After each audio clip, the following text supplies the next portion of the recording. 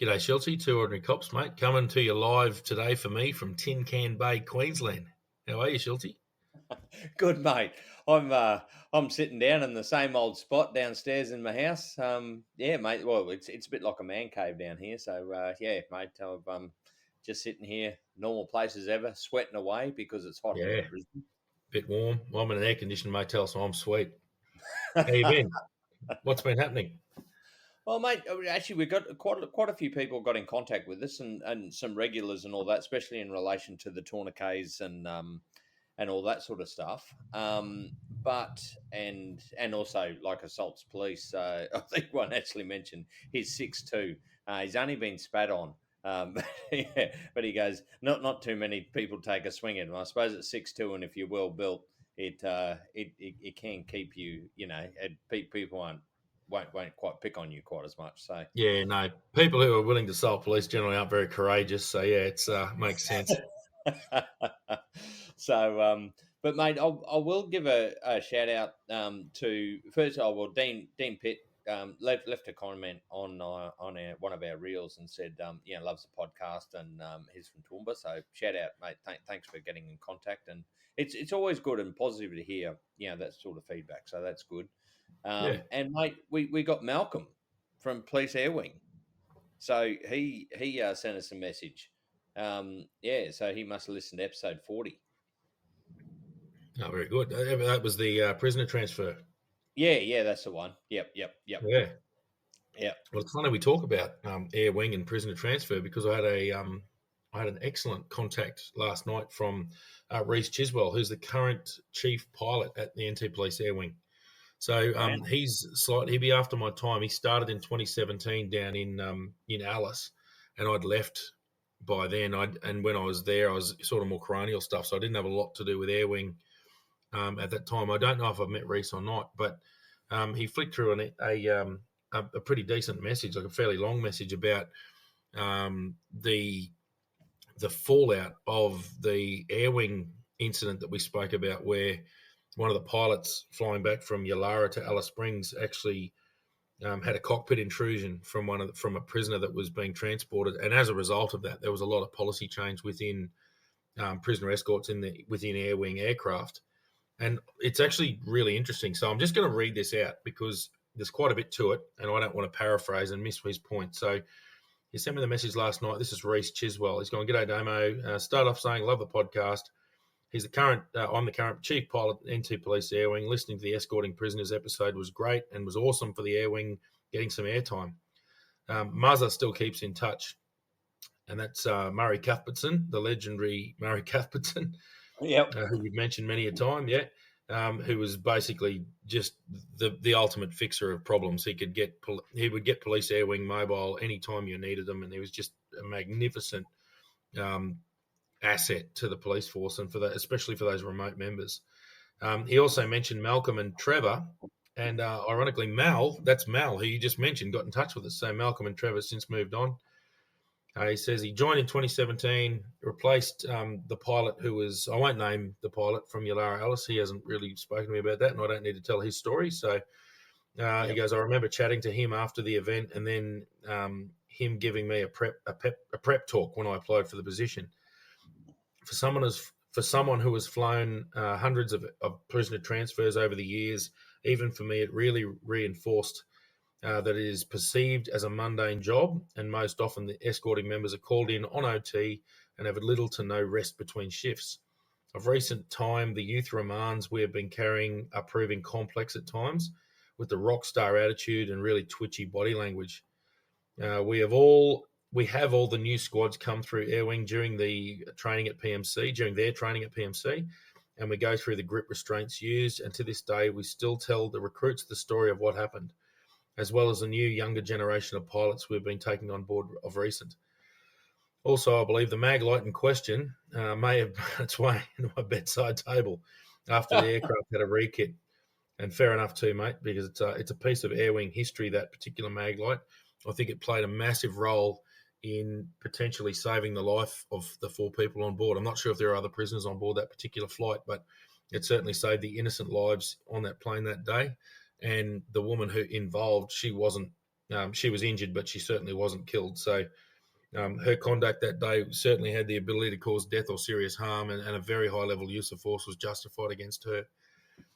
So I found it really interesting that someone like Reese would reach out and actually mention that. And I've actually asked Reese that he's happy that I speak about this on the podcast, and he was happy with that. So Yep. um, I think a couple of things out of that. I sent a message to Reese as well just before, asking if he knew of any policies or anything that changed nationally around that particular incident, even within CASA, and he wasn't aware of anything. But it had a massive impact on prisoner transfers in the Northern Territory and about the level of security that we treat them with.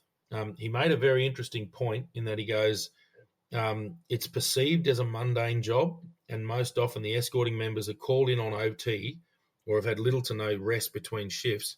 Well, I remember doing them between night, or not necessarily between, but certainly after night shift. And I remember getting on that plane, and certainly the flight out it only took a minute in my brain, because as soon as the aircraft taxied, I fell asleep, and I only woke up by the jolt when the plane hit the ground at the other end. So realistically, you've got to understand that I was very, very fatigued escorting these prisoners, and that's not safe. That's not where you need to be.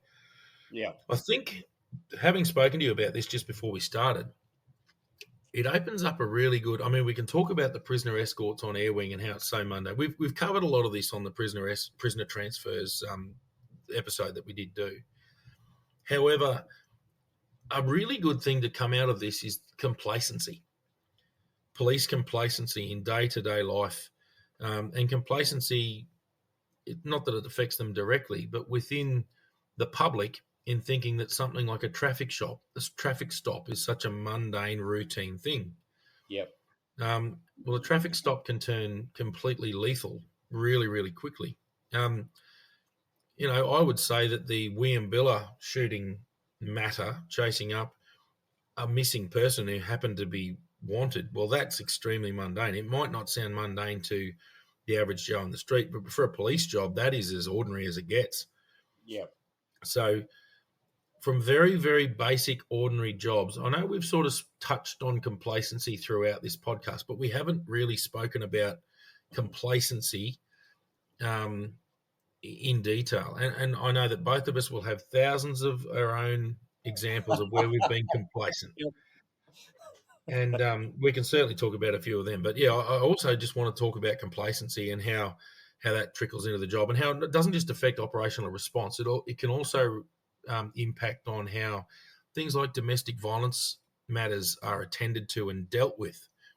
So I think there's a bit we can delve into there. So have you got anything to start off with, mate, with complacency? What's your thoughts on that? Yeah, mate.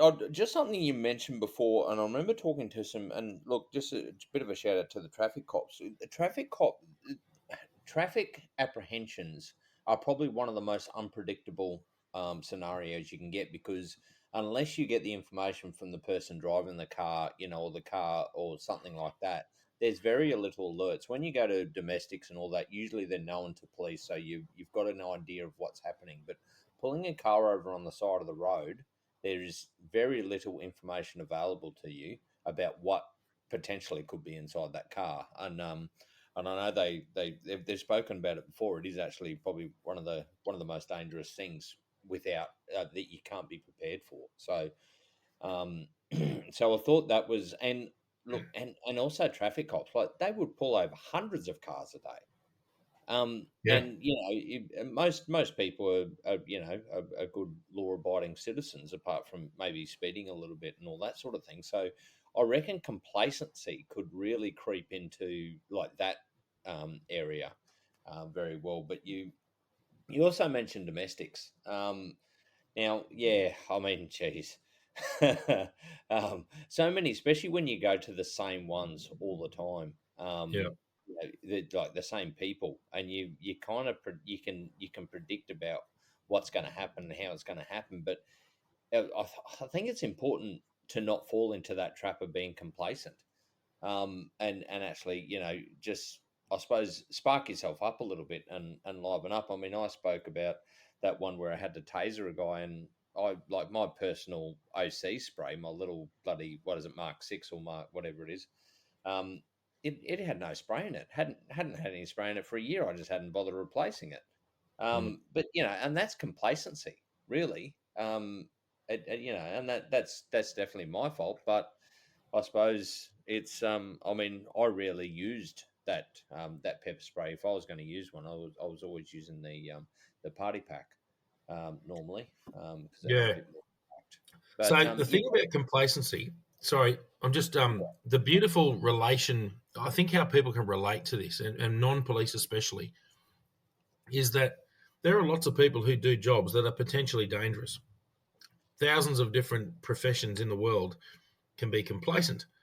Um, a traffic controller on the side of on a roadworks crew can be complacent. Anyone operating heavy machinery, extremely dangerous, capable of killing a human instantly, they can become complacent.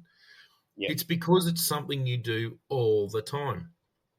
Lots and lots of professions where your complacency might not necessarily result in danger to a human being, but it certainly might result in mistakes on an accounting form that cost companies millions of dollars. It could anything. There's anything that you think, and I want people who aren't police to think about a mundane activity that they do in their job that has potential ramifications if it's not done properly. And that's what we're getting at. Complacency in policing is a little bit, I suppose, foreign to anyone who's not a police officer because they're thinking you're pulling over a car, you don't know what's in there. Once you are certainly trained, once you're trained to be able to respond tactically, you're aware. And I think yeah, the average Joe, maybe not so much, but certainly a brand new recruit on their first traffic stop, their heart rate would be up. yeah, What are we confronting? What's happening here? How's this person going to react to getting their ticket? That's fine. And I've said this a couple of times already. For the first 500 times you do it, you are completely on the ball. mm, And you might be on the ball 90% of the time that you're actually doing that job. But it might be that you're slightly, and this is purely, I'm just using traffic because it's very relatable to people who aren't police. It might be that it's lunchtime and you're just heading back to the station to grab your lunch out of the fridge. You've been out doing your job all day. You've been pulling over cars all day, and um, you've been vigilant every single time you've done that. It might be that you're now hungry. You've decided you're going on your lunch break, and you're literally just driving back. And a vehicle might run a stop sign in front of you and pull out in front. Maybe not even cutting you off, but you watch them roll through a stop sign. So you go, look, on the way back, I'll just book this fella for that. Well, that fella might have rolled through that stop sign because he just murdered his wife, and his wife's in the trunk of the vehicle. You don't know that. You don't know any of this. You could pull that person over, and they believe that in their own internal anxiety and one-minded guilt and all the rest of it, and total paranoia, that you somehow have responded to your crystal ball, and you know that that man's got his dead wife in the back of his car. You don't even realize you're dealing with a person who is at the end of desperation in their life. yep, You pull over behind them, and they could have a gun in the car, and you walk up very kindly, just say, mate, just letting you know, bang, that's the end of that. It very, very rarely happens in Australia. Unfortunately, it does happen quite a bit in the United States. So I think the big thing in Australia is that can potentially happen at any stop. You don't know what people have just done. We've all investigated, both you and I have investigated murders. We yep, don't know how desperate the person is that we're pulling over. We don't know anything about this vehicle, anything about these people. And that's where, just even when you're not complacent all the time, just a moment of complacency can cost you your life. And that's the thing. And it's very difficult to maintain constant vigilance all the time in a job that you do constantly. yep. It becomes mundane because you do it all the time. And I think that's the point of complacency. And I mean, I can rattle off a few. Have you got any times where you were complacent and something came back to bite you?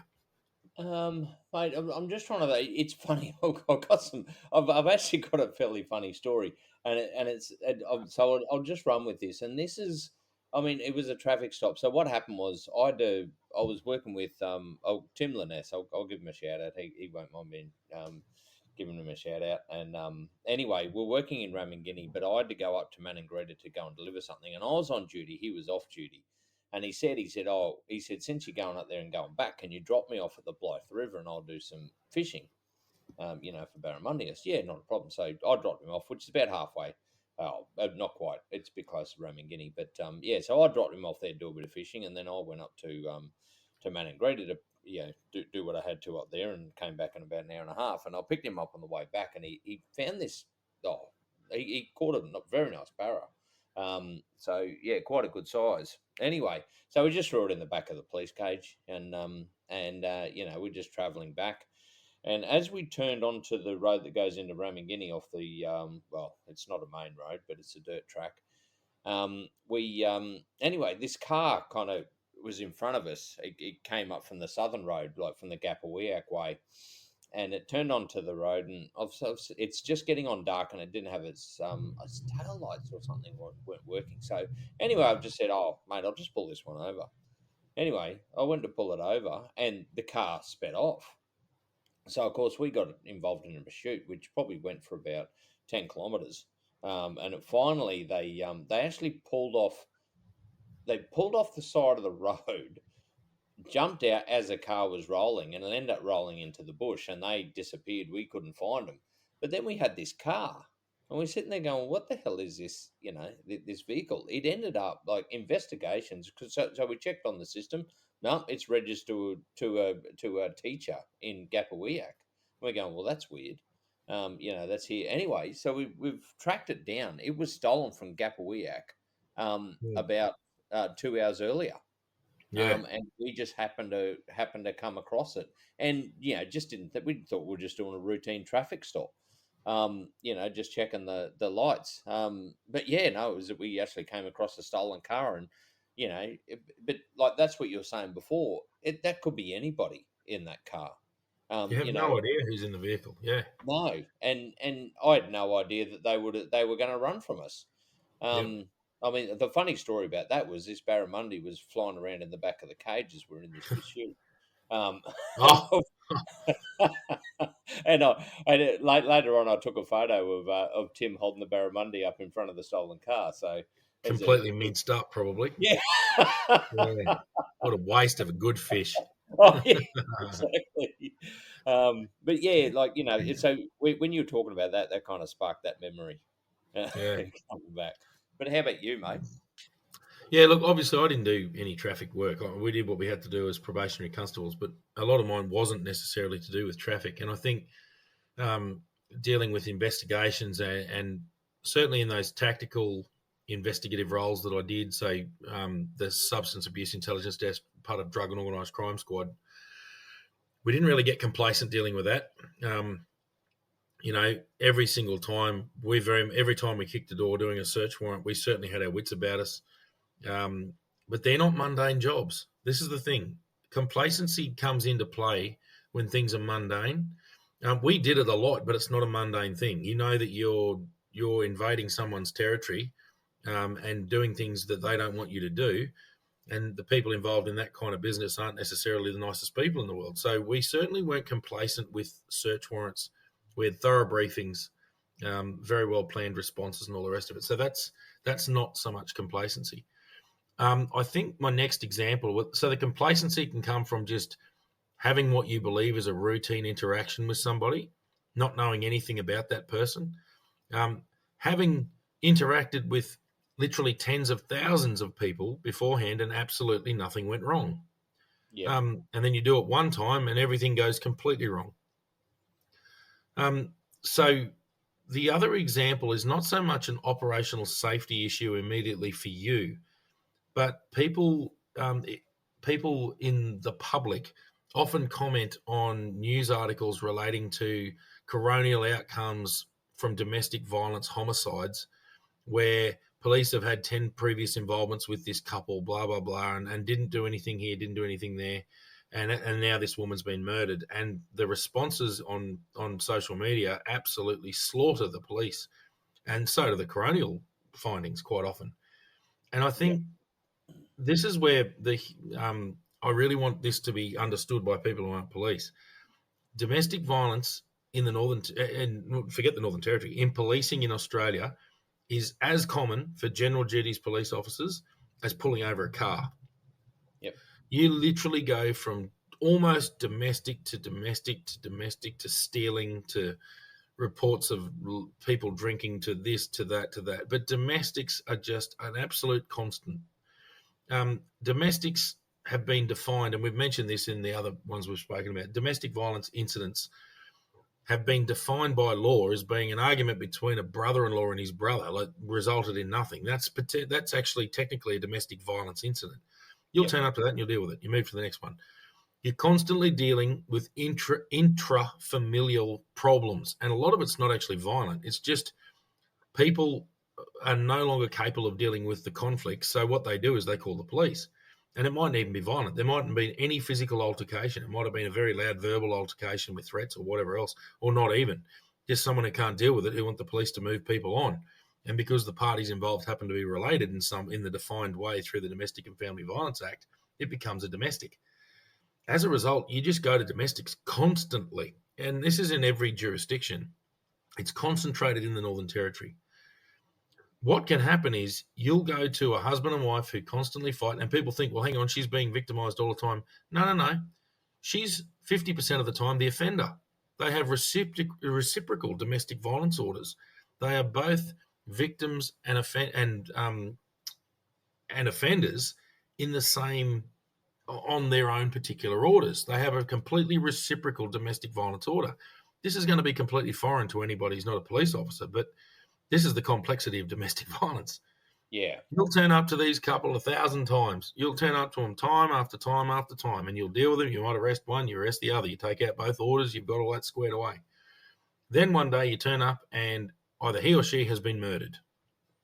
Well, now there's obviously a major incident there. And as a result, it could be that that matter comes back and the police are body slammed. But if you bring it back a little bit, it could be that these people have been subject to about 5 or 6 police involvements. All of them don't meet the criteria to bring on a domestic violence order or anything else. Or it might be that one day they do, but you've already been to them 5 times and it never met the order. It always happens like this. This one does this and that one does that. We take that one to that house and that one goes to that house. The complacency in this domestic violence response comes in where you know all these things, you know their history, you know what they're like, they're volatile and all the rest.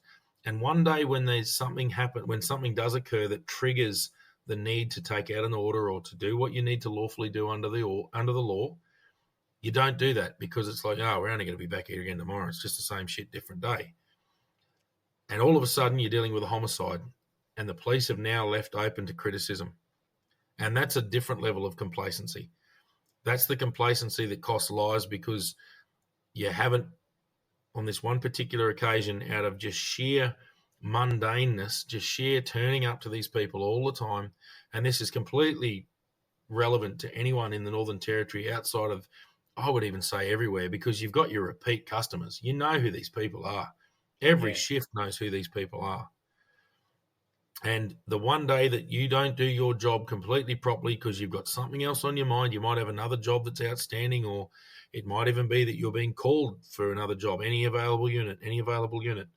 It's those times where a little bit of complacency, Murphy's Law will kick in and things will go really badly and you'll leave yourself open to that criticism. And that's the other side of complacency. It varies from an operational incident where you get assaulted right through to an administrational error where you don't respond in an appropriate manner, and as a result of not doing what you have to do by general orders or the law, you're now open to massive criticism and a response administrationally through the police force. So that's another side that I was thinking of with complacency. What are your thoughts there? Mate, yeah, like domestic. There was one recently, where another woman got burned, and I think it was Logan or something like that just the other day. But that was more also police. I think they had 76 domestic violence cases that they couldn't attend to because they were just busy, overwhelmed with everything else, and that just backs up exactly what you're saying. The domestics now, mate. I spoke to a couple of Queensland coppers, and they said that's all we do is domestic. And you're exactly right. They're just dealing with the same people over and over again. And look, you've just reminded me of something else as well, and something that I suppose really played on my mind. And I don't think you don't realize it too much when you're actually doing the job. I more realized it when I left, that we make decisions, especially domestic related, because we go to so many of them.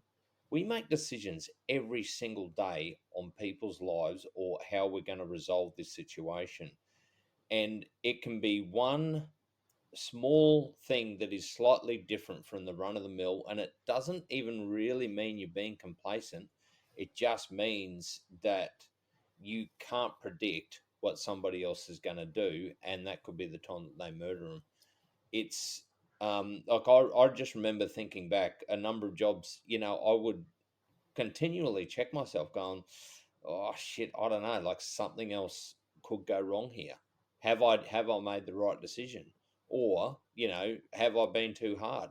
So cops themselves, and I think most would agree with this, you're always questioning yourself whether you actually made the right call, about this situation. And the thing is, and we've spoken about this as well, it's all good in hindsight to look back and go, why didn't the police do this? Well, that information wasn't available to the police at the time they made that decision. So it's yeah, and, but I can completely, like I've had people. I remember there was one couple in Kalkaringi. They were having domestics every day, and it was the same thing. Like, but it wasn't. It was more about. I remember one of them like rang up one day because he said, "Oh, he's got a knife," but he wasn't threatening her. He's just got a knife. She's just complaining about it. So like, and she just handed him the phone. So I spoke to him. I was on prisoner watch. I couldn't go running out the door. Hmm. But it's one of those situations that could have turned bad. But due to lack of resources, there, what more could we do? Yeah. So yeah, So I that's not mean, not so much complacency. That's more just you just simply don't have the resources to deal with what it is. But mm, and I mean that's getting prevalent too. Where there's only so many police. You yeah, know, if you've if you turn up to McDonald's and you have to line up behind the next person who's about to order a Big Mac, well, you just have to wait till somebody's available to deal with you. Well, the police is no different. If the fact is that the person in front of you is just as important, admittedly, probably not a great example in that you're never going to prioritize anybody. But if someone all of a sudden goes, any available units, shots fired, blah, blah, blah, well, yeah, in that case, a lot of people are going to be ignored, like you would be when you're sitting in emergency with a sore finger and a car crash happens and the ambulance turns up with 4 victims of that. You prioritize where the urgent need is required. And that's why I really don't like. There's a bit of a meme getting around. It was a bit of a joke. And it's where a fella rings up, and the joke is that a fella rings up and he says, "There's 2 burglars have just broken into my house." And they go, "Oh, look, yep, no problem, sir, but you just need to be careful because don't have any units available." And he hangs up, no worries. And he rings back 5 minutes later, so there's no urgency now, I've shot them both. And he said 3 cars turned up and a helicopter flew overhead. When they approached him, he goes, "I thought you had no one available." And the answer is they didn't have anybody available. But mm, you just hit the top of the list because you said you murdered 2 people, and now other people are being completely ignored who probably need police because you just became number one on the block and you needed instant response. You needed us to ignore the needs of others because you've told us that you murdered 2 people. I think that joke was actually that they're still here arrested, but I thought you said you didn't have any people. It's like, yeah, but you've yeah, just committed murder, so of course we drop everything and run and just ignore the hell out of everyone else. In fact, if you ever did that for real, you would probably get arrested for yeah. some kind of offence against, false reporting or something. I don't know. There would have to be some kind of law against that, Oh, because the fact of the matter is, you do. We have we literally ignored other people who desperately need police because you just became number one on the ground. Yeah. Oh, mate, you just actually reminded me. Um, it, so one thing I mentioned to a lot of people is how many times did people try and call police, but we're so just going to job to job to job that they'd sit there and say there was a knife because they wanted you to attend. How many Yeah. jobs have you attended where they said there's a knife and there's no knife in the vicinity? No. And that can build complacency as well because you sit there and you start thinking, oh well, there was no knife before, so you know, there won't be Yeah, one no, this time. and the other trouble with this is you'll get a bad read when you get to court. Yeah, If the matter resolves in that there was actually a knife, and you might have got on the radio and said some smart ass remote, like, oh, they'll just be saying there's a knife again because they want us there straight away, like they've done 100 times before, I might yeah, add. And then you don't rush there and you turn up and someone's been stabbed. All of a sudden, that recording comes across and shows you to be completely just ignorant to the fact of life. And not just that, you're now completely under the pump. You're being dragged before the man because they said there was a knife. It's like, yeah, but they always say there's a knife. This time there happened to be a knife, and it's ridiculous. We didn't mean this. Like, yeah. there hasn't been a knife ever, and yeah, no, it's just not a good thing. No, The the other thing I will mention here as well is that as you get much more experienced, you do. I found I did anyway. My complacency went completely away because it's like everything. It's like when you learn your job. When you're first starting your job, you know nothing, and you know nothing. So you've got very little. You're alerted to everything. Very quickly, you realise that a lot of this stuff's ridiculous, and you may not have experienced it blowing up in your face. So that's where that complacency gets in. Complacency is really prevalent amongst junior but relatively experienced police. So we're talking 1, 2, 3, 4, 5 years in the job, and more. But when you get to 10 years and you've probably been through a coronial and you've had your bottom smacked more than once, and what happens then is you go, forget whether there's an operational matter here. The fact of the matter is I can open myself up administrationally or disciplinarily for not responding to this appropriately. So you just start to really do the job, even if it's not real and you think it's not real. You just know that you have to respond in a certain way. yeah, I find this also comes with chit chat on radio. Not that this happens much anymore, but back in the day, chit chat on radio is about comments on offenders and things like that. We would do that once we were confident in our job, but um, we're still junior. We just don't realise we're junior until you're not junior anymore. It takes all of that experience to learn that you just have to respond, even if you go, look, it's probably bullshit, but it might not be. You sort of learn that over time. So I think that complacency is a real danger for people who've been in the job a little while. yeah, So it's not, you'll very rarely find, unless they're completely incompetent, you very rarely find a complacent probie Connie about 3 months in the job who might have seen a bit of fear or might have been cocky or confident out of the college and all of a sudden they're not. That's good. You need a bit of that. And it's funny that Reese was on to me from the police air wing because two of my brothers are pilots. They're not commercial pilots, but they're private pilots. And they talk about, it's about 100 hours after you get your pilot's license. They said they called it almost the dead man's curve because what happens is you're confident in your ability to fly an aircraft and nothing's ever gone wrong before. So why would anything go wrong now? And what's actually happened is nothing's ever happened yet. So they're very confident. They know how to fly the aircraft. They know how it responds. They've landed it, a couple of hundred times. They might have, or not 100, but they might have landed a few times, and they're very confident in the ability of the aircraft. And then the perfect thing that happens at that 100 hours is you have something go wrong in the aircraft that you never thought would occur, but it doesn't kill you. Because what that will do is show you that even if you're doing everything right and you're competent at flying that plane, this thing can kill you real quick. And what happens then is you don't just have confidence, you've also got the ability to foresee issues and pre-plan for the unexpected. And I think that is relevant to a lot of professions, and especially those sharp end emergency services and military and obviously airline pilots or just pilots in general. That if something goes wrong with this aircraft right now, I need a place to land. So as a result, experienced pilots now, once beyond that 100-hour dead man's curve, go, well, this could happen. They're constantly looking for where the threat could come from. They're comfortable in their abilities to fly the aircraft, but they're also aware of the unexpected. And I think that happens in policing a lot. It's like, I'm comfortable. I can pull these vehicles over. geez, I was comfortable going to tactical jobs, but I'm not the one holding the gun. I was the one holding the mobile phone generally. Um, Yeah. but it doesn't matter. I'm still at risk. I'm still there. Things can still go completely wrong by my response. And I think it took a lot of experience to not just understand that I'm comfortable in doing my job and I'm confident that I can achieve the outcome, but I'm not so cocky as to think that something can't go completely wrong that I can't predict. And I think that's the elimination of complacency comes from good leadership and then experience. Yeah. Mate, yeah, exactly, and I would completely agree with you.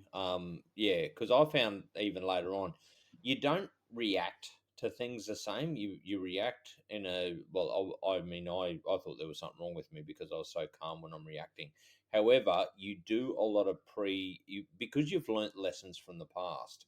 You put things in place as a protection, I suppose, or you do things slightly differently because you've been taught those serious lessons and you've survived them, and come out the other side. And there was something mentioned to me. I thought I became a better investigator after I worked in prosecutions, because when you're actually listening to the arguments in court, when you go and investigate something, you are always trying to counteract what defense have said in court. So you Absolutely. yeah, so you come from a completely different perspective. And it was something actually. Oh, I can't remember his name. He said it to me years early when I was first working in family and domestic violence unit. He said, the more time you spend in court, he said even prosecuting, you will become a better investigator. And yeah, but that goes, that also proves that everything that you go to, every domestic you go to, you will sit there and something will trigger you to sit there and think, you know what, something's not quite right here. Something else needs to be done. And I think you're dead right. You go through that bit where where you start off in the police, and then you're just excited by everything, and your heart rate goes up and all that sort of thing. And then you get through probably the bit of a complacent stage. But like you said, then something happens and it kind of snaps you out of it. But then you learn from that. And later on, I found that I was calmer. So my heart rate didn't change, or very rarely, depending on what was happening. But you would think clearer. Um, Well, yeah, and you're thinking far more holistically. You're thinking about yeah. the entire outcome, and I think that's where it's funny. I was having a conversation with my offsider training here today when we were having a beer after work. It was, um, if only I could take my brain out of my head now and stick it into my much younger head. And he said, "Well, that's the great, that's everyone's knowledge. Oh, if only I could go back and do this. Yeah, well, that doesn't exist, mate. So it's like that. It's just you can't beat experience. You can't beat Yeah. lots of different experiences for learning and seeing the complete outcome of a potential situation. And nowhere is that more serious than something like policing. You corrupt a younger Damo. Oh, well, the running joke was, my God, you'd be a chick magnet. You'd be so confident. You know exactly what to say. You'd be a bloody millionaire by the time you're 21. You'd have a Yeah. work ethic through the roof. You wouldn't be lazy. You wouldn't give a shit about the pubs and nightclubs. And it's like, oh, man. But anyway, that can't ever occur, Schultzy. No. Yeah, Oh dear. no, very good. So I think, Well, mate, we've covered off there. I think we were going to talk a bit more about something else too, but we're at bloody nearly 40 minutes. So I know. Um, yeah, the old complacency. Look, it's a constant thing, and it would be so relevant. There'd be so many police just going, "Oh, you're so right." The complacency is, and everyone's guilty of it. This is the thing. I'm not saying I've done. We're going to throw out some examples. I've already mentioned a couple where I've been punched in the head by people who I never expected to give it to me because I was complacent. I assumed I wasn't going to get hit, and you should never assume. You Yep. know, to assume makes an ass out of you and me. So yeah, no, there was no, I'm very lucky that my little, episodes of complacency haven't had serious consequences. But other times, and you know what, the William matter was not complacency. That was a freak thing. There's no way anyone could have seen that. I'm sure No. once they got close to the building, they were going to have some operational tactical awareness about them and things like that. The fact of the matter is nobody could possibly foresee what was going to occur there. So that's a very bad example of complacency. It wasn't complacency. No, Um, no, you're dead but right. there's plenty of other examples. I mean, just get on YouTube and Google police traffic stop US gunshot, and you see a police officer. Hey, how you doing today, sir? Bang. Yeah, And I mean, even that's bloody. At what point does it not? It's probably even a poor example in itself because you can't really predict that either. And that's the thing. You've just got to be so tactically aware. And I think so many police are aware of how dangerous the job can be. I think it's our job to convey to people who aren't operational police that, um, you can relate to this because you've been complacent in your work plenty of yeah, times, but your consequences are not like this. And I think no, I think the goal of today is to make people realise that police are human beings, and yes, there is complacency. Certainly, there is definitely complacency at times, but then put yourself in a situation that you can relate to, being your own employment, and think when you've been complacent, and that's potentially cost something in whatever your business may be. yeah, yeah. That's Mm. exactly right. Yeah, Yeah, mate. And it's funny. We always have something else we're going to we're going to move on to, but we managed to to fill it in. But and one of the things I'll just say, Mark Nash actually mentioned to us. We mentioned him last week, but he said just like about police being victims, and we will go into that. But it made me think about how the police get complaints or complaints against police, and it happens all the time. But yeah, mate, we'll have to definitely leave that for another one because I've got a couple of stories, and that will probably take us quite a while to get through, I think. yeah. So it might be next week. We talk about complaints against police and how of course, that has to exist. You have to police hold a lot of authority, and with that comes a lot of responsibility and accountability, and no one's ever taking away from that.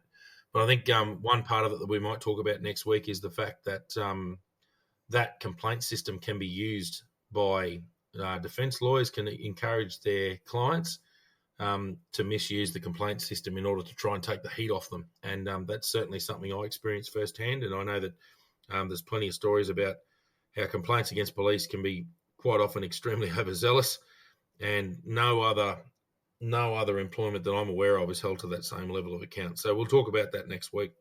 But yeah, mate, Yeah, that's a good little discussion on complacency, and I think the takeaway is that um, the mundane nature of work that has the potential to be dangerous breeds complacency with high levels of consequence. yep, yep, exactly Yeah. right. Anyway, mate, well, I suppose we'll finish it off, and We'll wrap it we'll up. see Yeah. you all next week. Yep. See you then. Get in touch. Let us know what you think. Yep, see ya.